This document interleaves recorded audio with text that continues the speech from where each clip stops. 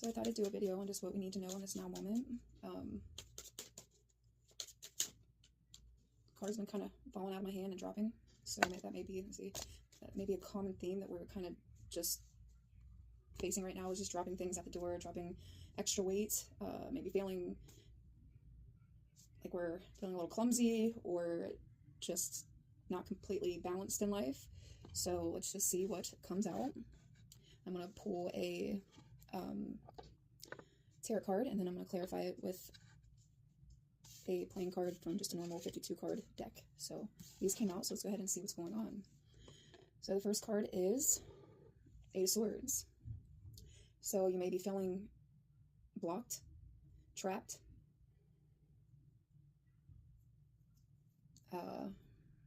maybe reminiscing on things that you maybe should have released or dropped a while ago, and we're kind of just maybe being asked to face everything, good or bad, that has led us up to where we're currently at in life. And it doesn't mean that it's where we're not supposed to be. Everything has a rhyme or reason. I'm a firm believer of that. But at some points we have to do some self-check-ins, whether things are beyond our control or things that are in our control.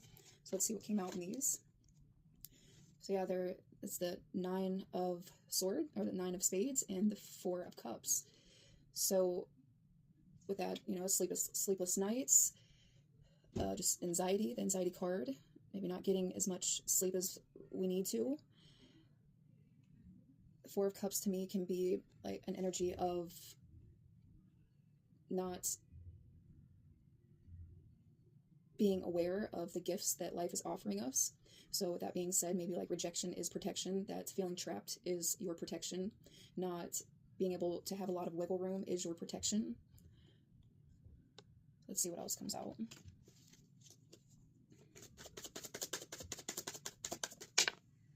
So there's the Four of Cups again. Yeah, so I think that's just a clarification. So there may definitely be some things where it's like that rejection is your protection, but also noticing that things that you may be ignoring that have been blessings in disguise, or just what you have right now could absolutely be a prayer that somebody else is praying for. So, you know, acknowledging where you are, where you've came from, the lessons that have came along with it, and how to move forward. Let's get another. Oh, there's a Joker. You know, I'm going to keep that. So there may be some wild cards thrown in the mix at this point. Something that, you know, you may not consider the best for you, but you never know what it could bring into your life.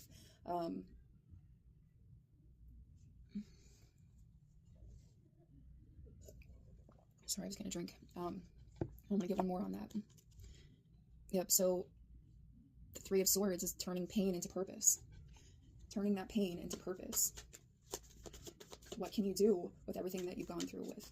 What are you going to do with all that light within the darkness? Shine in it. How can your situation in life help somebody else? How can it make you move forward? How can it make somebody else or help somebody else move forward? Keep on. Okay, so what is the clarification? Yep, there's a Six of Swords. So definitely, how can you move forward? What can you do to help yourself move forward? What can you do to help somebody else move forward from what you bring to the table? And what are some things that you may have to release or drop at the door in order to move forward to the next chapter or place, people, places, and things, you know, make it how it fits. I'm sure whoever this is for, it's going to make completely sense. Okay, so yeah, so moving forward, the Wheel of Fortune. So there's definitely some things that are being asked for us to release, and also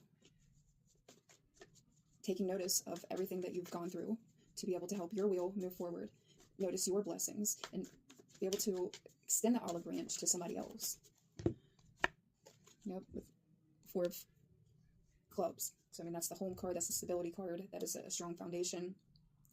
So yeah, it's definitely taking stock of where we are, where we want to go, what we bring to the table, and how it's going to benefit the world, and releasing anything and everything that is not going to be moving forward with us.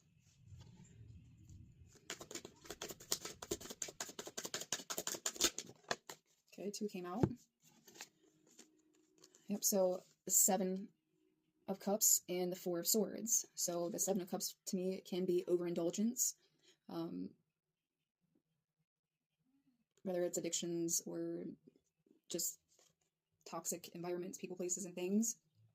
So with, talking about this, we really need to focus on what cups are going to stay and what aren't, to be able to give ourselves in our life that peace that we're trying to attain. Happiness. Peace is happiness. Happiness is peace.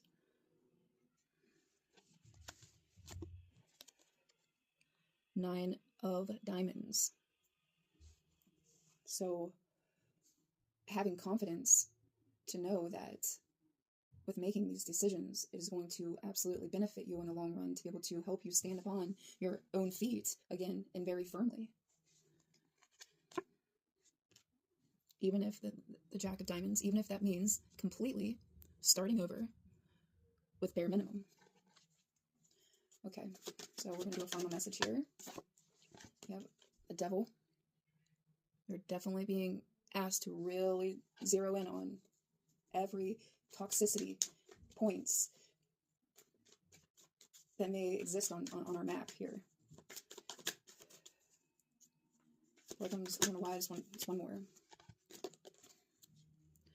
And the Three of Cups can be a cause of celebration. So releasing those devil-like tendencies will lead us into a whole new world, a whole new form of celebration, leading us to where we need to be, our soul family, our purpose, and just overall just coming together, whether it's inside or outside. I mean, if you're able to celebrate within you, it's going to show that in your outside world, as above, so below. If you know, you know there. And King of Clubs is by far the most creative card in the suits, the tarot deck. He makes moves. He's very creative. He is well liked usually in his form of group, his choice of groups, or what he puts out into the world. Very confident. He can be viewed as egotistical, but if you know how to balance that correctly, it's just a form of absolute confidence in what you bring to the table, because you've put the work in and you know exactly what you're good at, what you're not, and you come together in rooms with others that is going to help grow you, teach you, and just overall making you a better person. And we are really being asked, like, anybody that doesn't seem like that type of person for you, places, things, etc., is out the door. Okay. Three of Swords and the Hermit.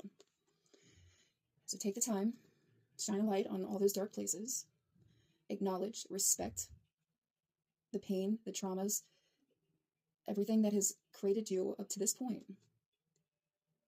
Shine a light on all of those things. Be able to heal it. Five of Hearts, your grief, the mourning. Go through it properly. Feel it to heal it. Feel it to heal it. Bring balance. Two of Diamonds to your life. Queen of Spades, off goes the head on anything and everything that doesn't fit the mold of your highest self. Be direct in your communication, your needs, your wants, your truth. Let everything else fall to the wayside. Might be asked to sacrifice a few things.